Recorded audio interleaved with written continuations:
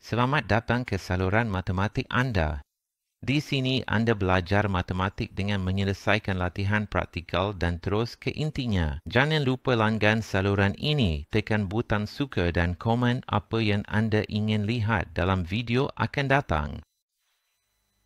Adakah anda tahu bagaimana untuk mengira luas sebuah trapezium? Dalam video ini saya akan tunjukkan kepada anda langkah demi langkah bagaimana untuk selesaikan soalan ini dengan cepat. Jom kita mulakan.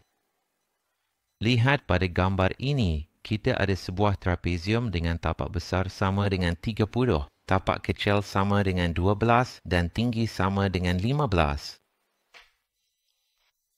Formula luas trapezium ialah tapak besar tambah tapak kecil, didarab dengan tinggi, kemudian dibahagi 2. Sekarang kita akan gantikan nilainya. Luas sama dengan 30 tambah 12, didarab dengan 15, kemudian dibahagi 2. 30. Mula-mula kita selesaikan yang dalam kurungan dulu. Jadi 30 tambah 12 sama dengan 42. Jadi, luas sama dengan 42 didarab dengan 15, kemudian dibahagi 2. Mari kita kira di sini. 42 didarab dengan 15. 5 darab 2, 10. Naik 1. 5 darab 4, 20. Jadi 21. Ya, cuma ulang nombor-nombor tu. Jadi 2 dan 4. Sifar. 1 tambah 2 jadi 3.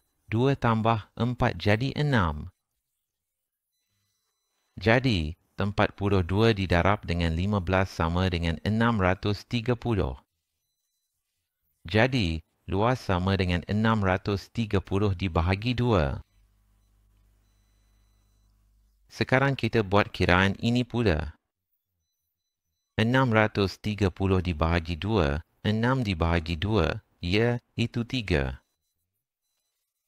3 kali 2, 6, jadi 6, sifar. 3 dibahagikan dengan 2 sama dengan 1.